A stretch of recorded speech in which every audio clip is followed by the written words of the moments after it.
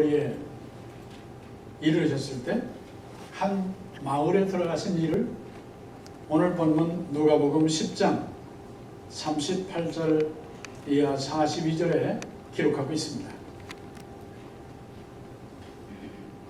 우리 성도들 가운데 예루살렘에 가까운 이 베다니 마을에 직접 가오셨던 분이 계신가요? 성도들과는 제가 한 번도 간 적이 없습니다.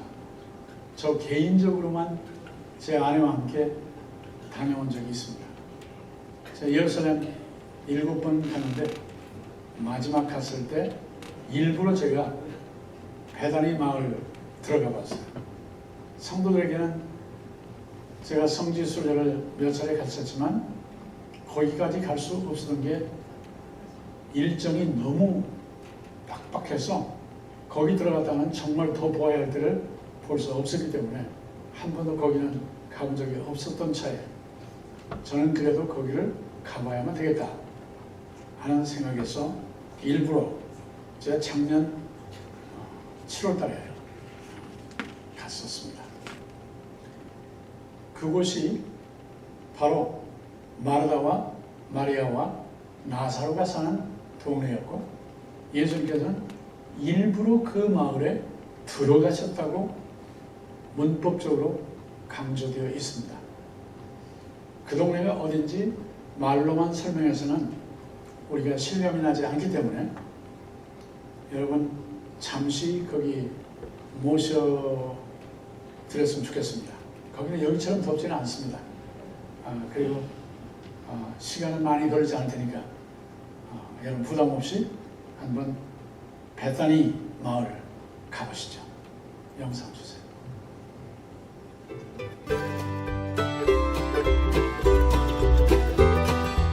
예수께서 베다니 마을에 들어가시다.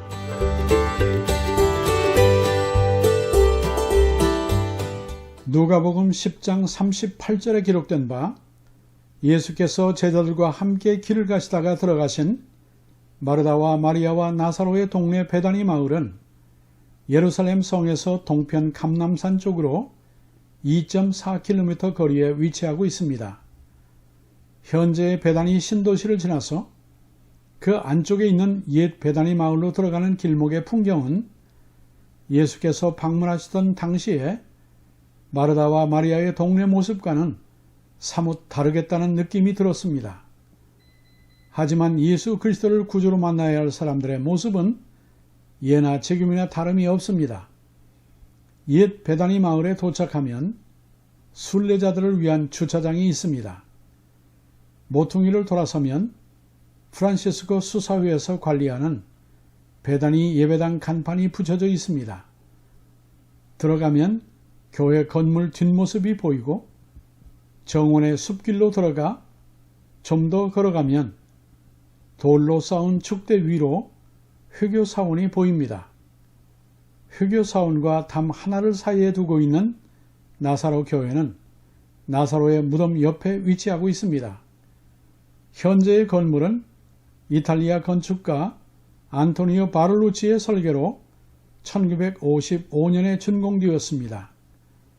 프란시스코 수도회는 1863년에 현 위치의 부지를 확보한 다음 주변 땅을 더 매입했고 1952년부터 1955년 사이에 이전의 비잔틴 교회와 십자군 교회 터를 발굴하고 그 유적을 보존하면서 현재의 예배당 건물을 지어 1955년에 준공하고 나사로 교회로 봉헌했습니다.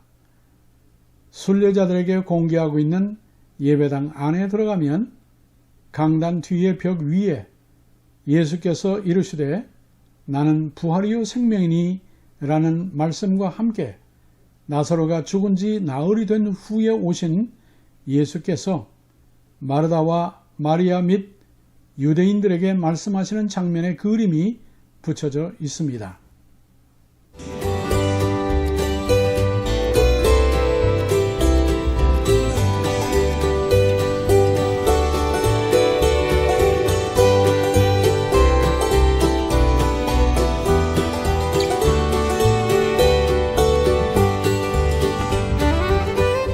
건물 바깥 벽으로는 비잔틴 시대 교회의 바닥 모자이크와 십자군 시대 교회의 건물 유적들이 발굴되어 있고 일부는 복원되어 있습니다.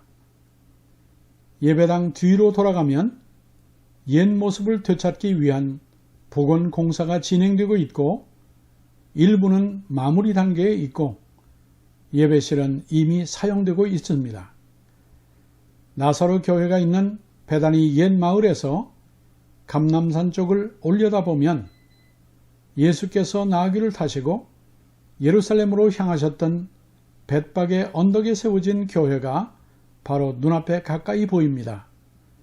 다시 정원길을 걸어나와 베다니 신도시를 통과하면서 손님 대접을 위한 음식 준비로 분주했던 마르다, 주님의 발치에 앉아 말씀에 귀를 기울였던 마리아, 죽었다가 살아난 나사로를 생각하며 세상 모든 민족이 구원을 얻도록 땅끝까지 이르러 주님의 증인이 되리라는 결단을 새롭게 했습니다.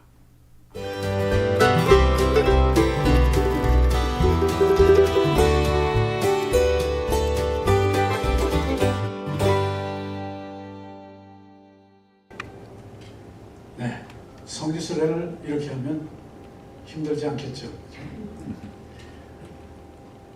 예수께서 베다니 마을에 들어가신 목적이 무엇이었을까요? 이 시간에 그 목적을 알아보고 이 시대 우리에게 주시는 본문을 통한 주님의 말씀을 받겠습니다. 첫째 목적은 마르다의 가족과 사귀기 위함이었습니다. 예수님 지금 누구와 함께 예루살렘에 올라오셨습니까? 12 제자들이 수행하고 있었습니다.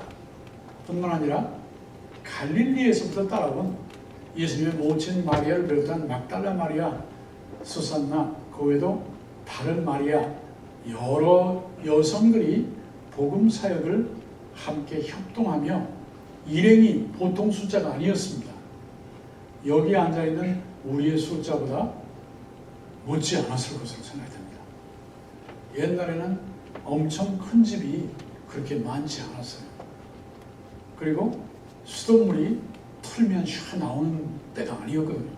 하수철도 아까 그런 산, 감람산 비탈 마을이기 때문에 그렇게 큰 손님 편안하게 치르기가 물도 멀리 가서 길어와야 통에 부어놓고 그 멀리 오신 분들 발도 씻게 하려면요. 그 나사로와 마르다, 마리아가 미리 예약을 하고 오시는 손님이 아니라 예수께서 일정 계획대로 미리 팩스 보내고 셀레라폰으로 중간중간 확인하고 그리고 미리미리 준비사항 아이템화해서 점검하고 이런 일이 아니라 그냥 예수님이 그 마을로 들어오셨어요. 마을이 적으니까 저런 건물이 그 당시에는 또 없었기 때문에 멀리서 손님들이 그렇게 많이 막 그룹으로 오시는 멀리 보여도 저 밑에 올라오시는 거 보면 알았거든요. 갑자기 그 일행이 오는데 동네 사람이 아니에요. 근데 예수님은 일부러 들어가시는 그 마을로 예루살렘은 2.4km 저 안쪽에 있고 그런 상황에서 마르다가 멀리서 오는 손님 보고 그 일행을 숫자에 관계없이 자기 집으로 모셔 드린 것이 본문의 상황입니다. 그러면 예수님이 왜 이 베다니 마을에 미리 선약도 없이 또 미리 사귀어 아는 사람도 아니고 또 친척 인척 관계도 아니고 동기 동창 관계도 아니고 예수님이 무슨 군대에 가서 나사로하고 군번이 비슷한 시기에 그렇게 군대 생활을 한 것도 아닌데 낯선 손님으로 마을에 들어갔고 그 당시에 손님 대접을 이렇게 그룹으로 하기가 녹록지 않았던 그런 생활 상황 속에서 예수님은 목적을 두시고 오셨고 마르다는 그 손님들을 스스럼 없이 자기 집으로 모신 것입니다. 그러니 마르다 입장에서 얼마나 생각이 분주하고 급했겠습니까? 여기 음식 잘하시는 우리 교인들 좀 불러가지고 뭐 무릎발이 발발 이렇게 숲에 가서 어디 가서 이렇게 했더라면 좀 더 나았을 텐데 그러지도 않았어요. 달랑 여자는 둘이었어요. 나사로도 결혼하지 않은 것 같아요. 그러면 여성 둘이서 음식을 급히 이만한 사람들을 준비해야 되는데 오늘같이 뭐 우리 한국 잔치국수를 한다면 그냥 어떻게 해보겠지만 하는 생각에 예수님 소문은 들었겠다. 예수님 일행에 오셨겠다. 대접은 해드려야 되는데 음식은 뭘 할지 그렇게 생각이 복잡하게 돌아가는 이 상황에 마리아는 예수님 무릎 앞에 앉아서 말씀을 듣고 있고 손님들은 발 닦고 앉아서 음식 나오기만 기다리고 음식은 마르타 혼자서 준비하는 이런 상황이 벌어질 것을 예수님은 아셨는데 왜 들어가셨느냐? 목적이 무엇인가? 단순히 민박을 하려고 했는가? 단순히 한밤 자고 음식을 먹고 그 다음 일정을 예루살렘에 올라와서 하시려고 했는가? 물론 그런 일도 염두에 두셨겠지만 특별한 예수님의 목적은 마르다, 마리아, 나사로의 가족과 영적인 교제를 나누기 위함이었습니다. 그것을 우리는 우리의 인생 걸어온 지난 길을 생각하든지 현재 살아가는 현실을 생각하든지 앞으로 어떤 일이 벌어질지 모르는 우리의 남은 생애의 길을 걸어가든지 만나는 현실에 왜 주님이 내게 이런 사람 만나고 저런 일을 당하고 또는 어떤 특별한 상황에 부딪히게 하시는가? 그것이 질병이든지 사건, 사고든지 대인관계든지 어떤 일이 왜 이런 일을 당하게 하실까 생각할 때 주님이 그런저런 일들을 통해서 하나님 나라 안에 하나님의 가족으로 우리가 서로 영적인 친교를 나누도록 하시기 위함이라는 그 메시지를 우리 본문에서 받는 것입니다. 여기 38절에 보니까 그들이 길 갈 때에 예수께서 한 마을에 지나시니 아니고 들어가시니 이것은 의도가 있고 뜻이 있고 목적이 분명히 있다는 그 동사입니다. 들어가시니까 마침 다른 사람들도 있을 때는 동네에 젊은 세력들도 있고 뭐 아직 결혼하지 않으신 분 연세 드신 음식에 관한 그 당시에 아주 베테랑들도 연세 드신 가운데 있었을 것임에도 불구하고 자발적으로 나와서 예수님 이름을 영접한 그 사람은 마르다이다. 하나님께서 우리에게 이런저런 일로 하나님 나라 뜻을 위해서 우리 모두의 복음의 영광을 위해서 기회를 주실 때 우리 마르다처럼 놓치지 않는 사람들이 되기를 주의 이름으로 축복합니다. 어떻게 보면 힘들어요. 비용이 들어요. 시간이 들어요. 복잡해요.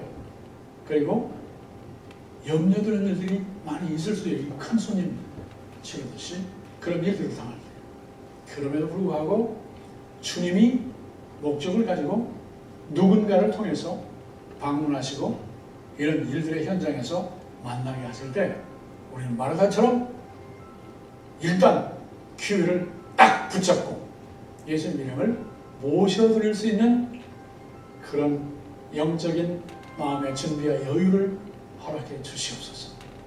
그리고 그 일을 진행할 때는 건강도 주시고 물질도 주시고 여건도 주시고 그 일을 잘 치르면서 그 다음 준비를 하는 지혜로운 앞을 내다보고 발전적인 변화를 추구하고 예수님 닮아 성숙해 가는 그런 요입과 하나님 뜻을 이루는 그 일을 위하여 현실의 어려움들을 넉넉히 붙잡고 해결하고 이겨내시는 우리 모두가 되기를 주의 이름으로 축복합니다.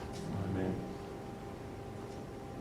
여러분 40절 말씀해 보니까 마르다는 준비하는 일이 많아 마음이 분주한지라 예수께 나아가 이르되 주여 내 동생이 다 혼자 일하게 되는 것을 생각하지 아니하시나이까 그를 명하사 나를 도와주라 하소서 그랬습니다.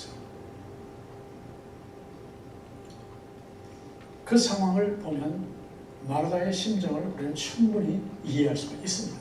그리고 동생을 행할 때 철없고 남을 언니를 현재 상황을 집안일을 돌보지 않는 무심함도 있는 것 같고, 그리고 그게 조금 더 나가면 섭섭하다.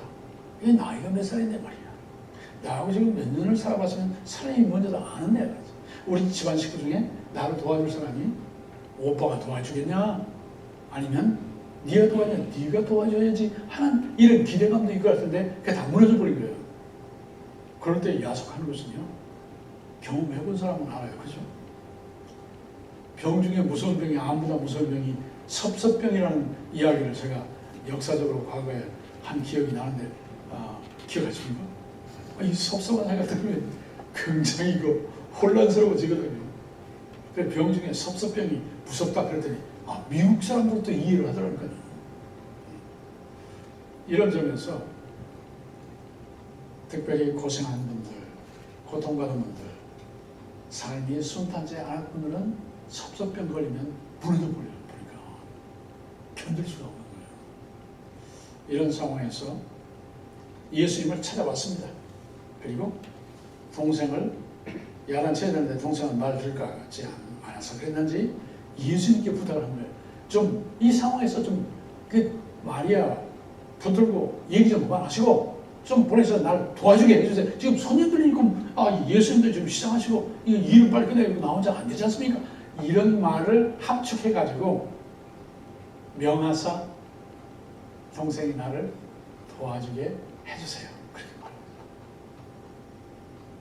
그런데 달리 생각하면 정말 우선순위, 영적인 우선순위를 생각하면 예수님의 말씀이 나중에 이해가 되겠지만 이 상황에서는 예수님이 더 섭섭하겠어요. 마르다 입장에서 볼 때. 여러분, 이런 상황에서도 마리아는 그 자리에 앉아 예수님 말씀을 들었고, 예수님은 마리아에게 계속 말씀하시고, 음식 준비는 마르다 혼자 했습니다. 이런 상황에 혹시 우리가 처할 때 많이 섭섭하고 괴롭고 손님 괜히 모셨다 이런 생각이 들지라도 예수님의 찾아오신 목적을 붙잡고 그걸 깨달아 이런 경우도 역사상 기네스북에 올라갈 일이에요. 2만 손님을 갑자기 모셔가지고 잘 손님을 치르고 잘 쉬게 해드리고 그 다음날 또 다른 목적을 위해서 길 떠나게 해드렸다. 나 혼자 음식 준비했다. 이거 일기에도 기록될 일이고요. 그리고 누가 보면 참 수고 많았다. 그 상황을 어떻게 이겨낼 수 있었냐. 이런 칭찬도 격려도 위로도 받을 수 있는 기회가 되는 거예요. 이런 기회에 우리 원망으로 불평으로 좌절로 무너뜨리지 말고 내버리지 말고 붙잡아 내 것으로 삼아 주님 사역의 진정한 몫을 그렇게 담당해낼 수 있는 성숙과 변화와 은혜를 주께서 이 시간 우리 모두에게 주시기를 예수 이름으로 축복합니다. 예수님이 베다니에 사는 마르다의 가정을 이렇게 찾아오신 두 번째 목적이 무엇이겠는가 하는 것입니다. 그것은 그 가족에게 복음을 전하시기 위함이었습니다. 39절 볼까요? 그에게 마리아라 하는 동생이 있어 주의 발치에 앉아 그의 말씀을 들었다 했습니다.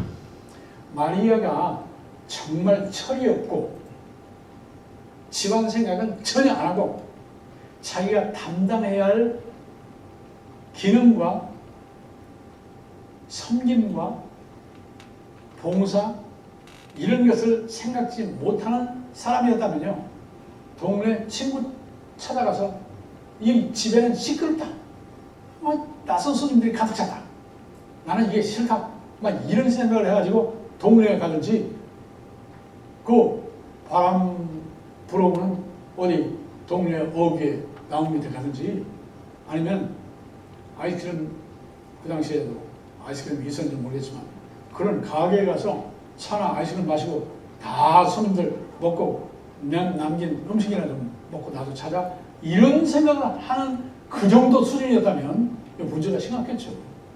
그런 사람이 야단 맞아야죠. 훈련 받아야죠. 성숙해야죠. 그러나 마리아는 그게 아니었어요. 지금 누구 앞에 앉아 계세요? 예수님 앞에. 지금 누구 말씀 듣고 있어요? 예수님 말씀 듣고 있어요. 중간에 말 끼어들었어요. 이유가 타당했어요. 그럼에도 불구하고 우선순위는 예수님이 지금 자기에게 주시는 특별한 말씀이었어요. 예수님이 제자들과 함께 아유 오늘도 수고했다. 오늘 저 언덕 올라올 때 좀 힘들었지? 베드로 어때? 심장 괜찮아?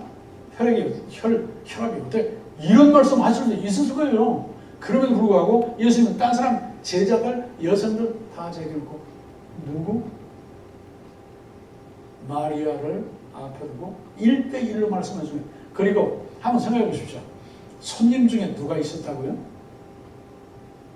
12명 남정네들만 제자들만 있는 게 아니고 갈릴리에서부터 예수님 사역에 내내 따라다녔던 따라다니며 협동했던 음식에 관한 베테랑이 있어요. 누구죠? 막달란 말이야. 응? 그래도 음식 척척 메인 디쉬를 해낼 수 있는 누구죠? 막달란 마리아를 달리 발음하면 막달란 마리아예요. 저 막달란 마리아가 늘 고마운 생각이 있고 만나고 싶은 생각인데 어디 사진도 없고 지금은 천국 주님 곁에 가 계시고 그래서 늘 갈릴리 갈 때마다 믹달이라고 하는 마리아의 동네에 제가 일부러 들어가 봐요.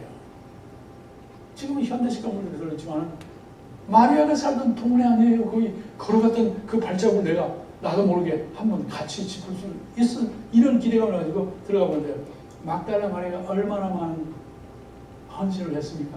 함께 따라온 여성들이 얼마나 많이 봉사를 했는데 음식에 관한 전문가들 팀이에요.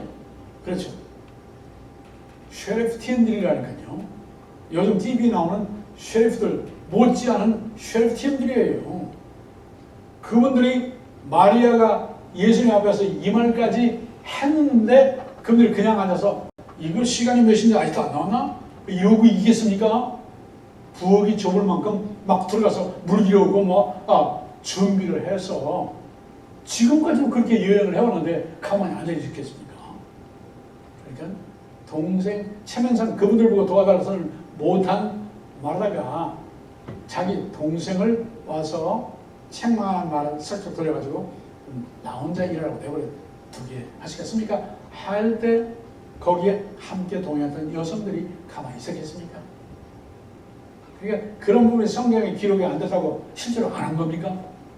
상황을 볼 때는 충분히 함께 수행했던 음식, 빨래, 여러 가지 여건들, 찬심부름들 이런 걸 담당했던 이 팀들이 마르다를 도와서 마르다가 아유 그렇게 했기 때문에 누가 예수님 말씀을 방해 없이 받을 수 있었습니까? 마리아가 받을 수 있었던 거예요. 또 우리가 이렇게 시기할 수 있습니다. 마르다는 뭔데 말이에요? 마리아는 뭔데 말이에요? 나사로는 어디 갔어? 이렇게 생각하면 또 섭섭병이 걸려요. 응? 예수님, 내가 그래도 이 집안의 살인꾼이고 언니고 가장인데 마리아는 동생이고 우선순위가 있죠. 응? 생활 중에 말이만 들고 말씀 나누고 나하고는 언제 말씀 나눌 겁니까? 조금 있으면 그냥 식사하고 고래서 주무실 거 아닙니까? 나는 언제 이 얘기를 합니까? 이런 식으로 생각한다면 웬간 말을 다 뱉어낼 수가 있는 그런 상황인데도 마르다 일을 하고 일행들은 가서 도와주고 그리고 마리아는 방해받지 않고 예수님이 찾아오신 그 목적을 따라서 말씀을 나누는데 이런 남북 간이 어떻고 국제관계가 어떻고 중동이 어떻고 날씨가 어떻고 더워서 어떻고 몇 사람이 사고 나고 이런 얘기 예수님이 시사성 있는 인터넷 열어가지고 그런 거 들러보면서 그런 얘기 마리아하고 나눴겠습니까? 아닙니다. 사마리아 여인에게 했듯이 네가 말하는 바로 그다. 내가 메시아다. 복음 제시했지 않습니까? 이렇게 해서 마리아가 예수 그리스도에게 직접 예수님이 누구신지, 뭐하러 세상에 오셨는지, 왜 여기까지 왔는지, 왜 자기를 만나 지금 방해받지 않은 분위기를 만들어서 말씀 나누는지를 알게 됐지 않겠습니까? 깨닫게 되지 않겠습니까? 복음 제시를.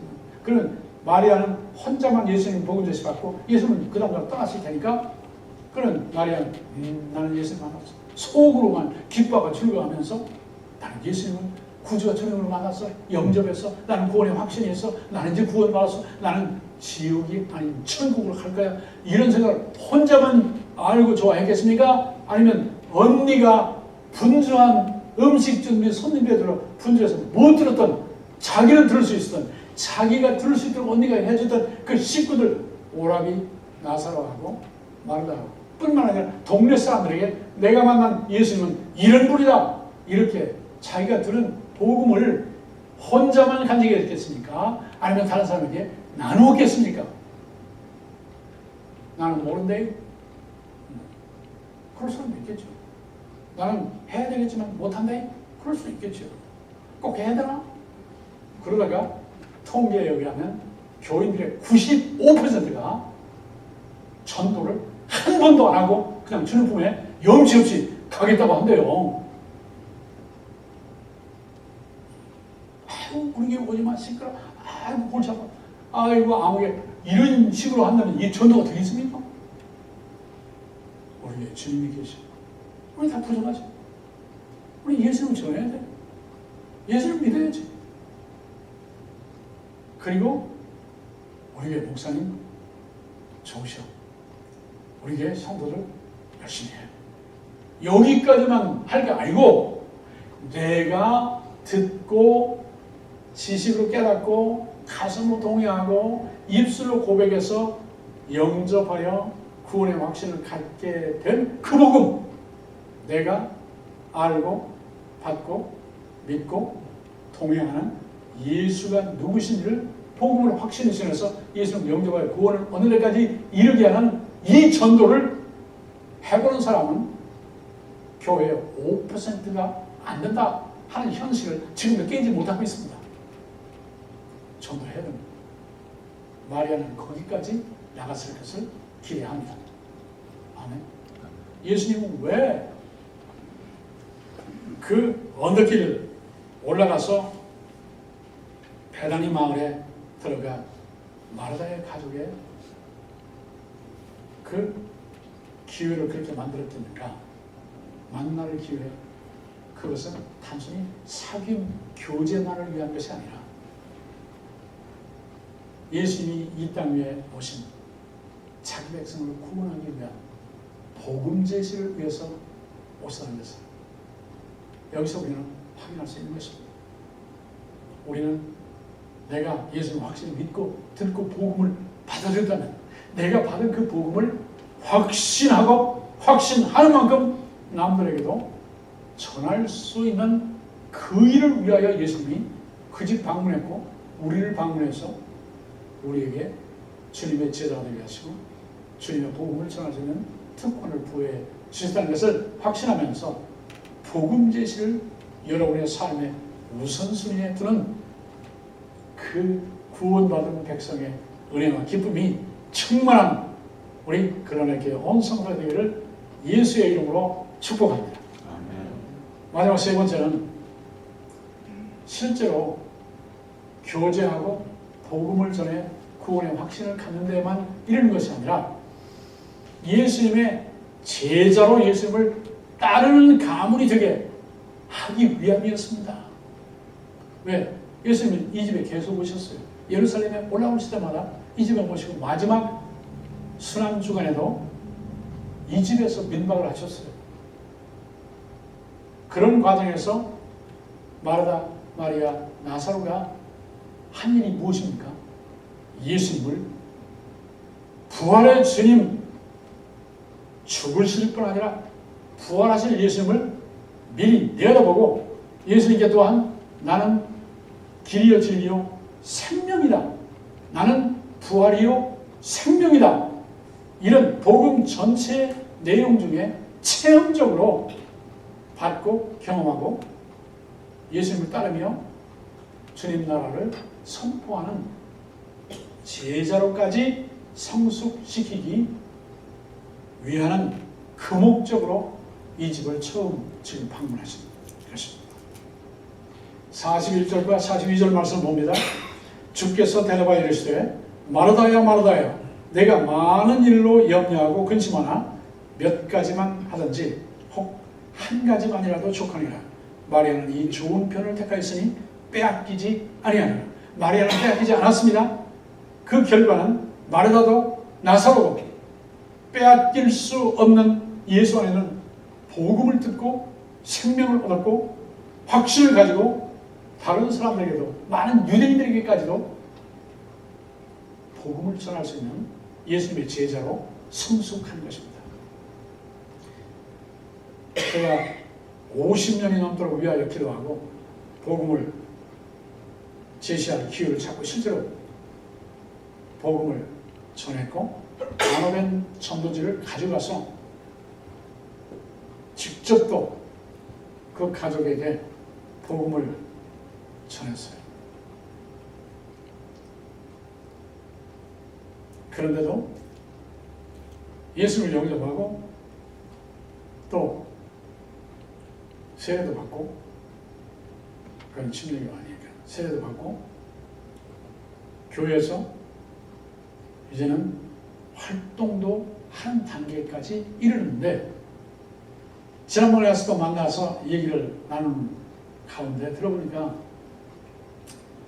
내가 교회 나가고 예수 믿는 것은 그냥 사는 날 동안에 가정 평안하고 어려움 없고, 그리고 죽은 다음에 나 모르지 뭐 그냥 사는 동안에 이게 예수 믿는 목적이었다니까요. 그것이 자기가 받아 믿는다고 하는 복음이었다니까요. 그런데 놀랍게도 이런 사람들이 교회 안에 적지 않게 있어요. 아니 나는 사는 날 동안에 뭐 나라 위태하지 않고 뭐 재난 당하지 않고 그냥 건강 그런 대로 유지하고 그냥 먹는 거 좀 그런 대로 먹고 소화시키고 이러면 뭐 됐지 뭐 그 다음은 내가 몰라. 이런 정도의 선에서 구원을 생각하고 거기서 머물려고 하는 사람들이 얼마나 많은지. 그래서 교회에서 같이 봉사합시다.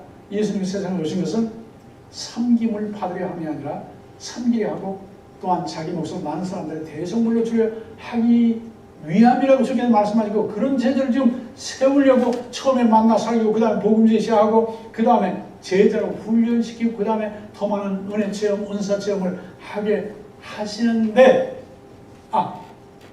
no thank you. 나는 여기가 좋사. 그냥 여기서 그런 정도의 머물도록 주께서 목적을 품고 여기까지 오시지 아니었습니다. 우리는 자라나야 됩니다. 아멘. 성전을 해야 됩니다. 그리고 예수님의 제자가 되어야 됩니다. 우리는 제자라는 이름을 떼려면 몇 년 걸릴까요? 아니요. 제자는 누굽니까? 따르는 사람이에요. 배우는 사람이에요. 변화되는 사람이에요. 성숙한 사람이에요. 점점 더 많은 일을 하는 사람이에요. 그러면 언제까지 해야 됩니까? 죽은 뒤까지 예수님 제자예요. 우리는 예수님의 제자라는 이름을 뗄래야 뗄 수 없는 사람들이 예수 믿는 사람들입니다. 믿습니까? 근데 적지 않은 사람들이 자기가 기도하던가 구원의 확신을 갖고 집안도 이제 평안하고 그냥 하나님 기도 응답해 주셔서 감사합니다. 하나님 여기까지 얘기하시니 감사합니다. 이제 저에게 필요한 거 주셨으니 기도 응답해 주시니 저도 바쁘고 주님도 바쁘고 그러니 피자 갈아 삽시다. 그리고 필요할 때만 부르세요. 무슨 도울 일이 있으면 부르세요. 제가 와서 도와드릴게요. 그리고 저도 도움이 필요할 때는 저는 부를게요. 그리고 그때까지는 빠이빠이. 이런 스타일의 신앙생활을 하는 사람들이 대반이라는 거예요. 주님은 거기서 그치게 거기서 머물게 하려고 우리를 부르신 게 아닙니다. 거기서 머물게 하려고 베들레헴까지 가신 게 아닙니다. 제자가 되도록, 성자가 되도록, 내가 거저받았으니 거저도 나누어 줄 수 있도록 그런 예수님의 제자로 키워내기 위해서 이 집 찾아온 거야. 주님은 그 목적으로 우리도 찾아오셔서 만나 예수 믿고 교회에 속하고 함께 성장하며 자라도록 하신 거예요. 우리는 예수님의 제자인 것을, 제자로 성장해야 할 것을 항상 잊지 않으시는 저와 여러분들을 간절히 소원합니다. 마리아는 그 좋은 편을 택했다고 예수님은 그렇게 말씀하셨습니다. 여러분 한번 생각해 보세요. 나중에는 나사로가 병들어 죽게 되었다는 소식을 저 요단강 저편에 계실 때 들으셨어요. 그런데도 안 가셨어요. 죽어 나흘이 지나 시신에서 냄새가 날 때 되어서야 오셨어요. 그때 마르다 마리아가 예수님이 그때 아직 내 오라버니가 살아있을 때 여기 오시더라면, 그때 병들었을 때 예수님 함께 계시다면 내 오라버니 죽지 않았을 텐데 왜 이제 오셨습니까? 나흘이나 돼서 벌써 냄새가 납니다. 이제는 끝났습니다. 틀렸습니다. 다시 살기가 어렵습니다. 그렇게까지 되는데요. 예수님 뭐라고 말씀하셨어요? 나는 부활이요 생명이다. 그리고 무덤 돌문을 열어놔라. 그리고 나사로야 나오라 이렇게 해가지고 죽은 나사로가 배로 동인채로 냄새가 나는 나흘이나 지난 뒤에 그 날씨가 따가고 무덤도 돌문으로 막아놨지만 그 20도 이상 됐을 거예요. 섭씨. 그러니까 냄새나는 그 상태에서 죽은 나사로를 살려냈어요. 그것은 예수님 자신의 부활을 예고하는 이적이었어요. 그리고 죽었던 사람이 어떻게 저렇게 나흘이나 되어 시체로 지금 다 배로 동인채로 있는데 어떻게 배로 동인채로 시체가 일어나서 나오냐 이거예요. 자, 다음에 11월 달에 땡스기빙 바로 전주일에 다시 기회가 주어졌기 때문에 여기 다시 여러분 만나러 올 텐데요. 그때는 나사로 무덤까지 보여드리려고 합니다.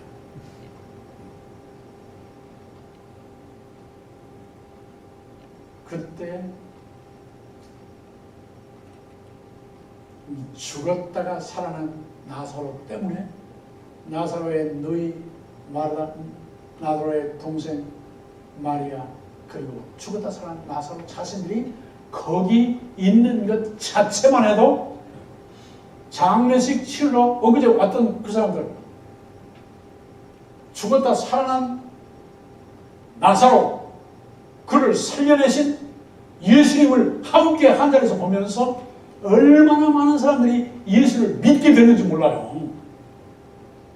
우리의 여성에 우리 때문에 예수님의 제자인 신분이 우리에게 특권을 주어진 그 은혜 때문에 나로 말미암아 수많은 사람들이 예수 그리스도 그분이야말로 하나님과 인간 사이의 유일한 정보자요, 유일하신 구원을 베푸실 구원자요, 우리 인생의 주인이시고 왕이신 그분을 증거하시는 영광스러운 삶을 누리시는 데까지 나가기를 예수님으로 축복합니다.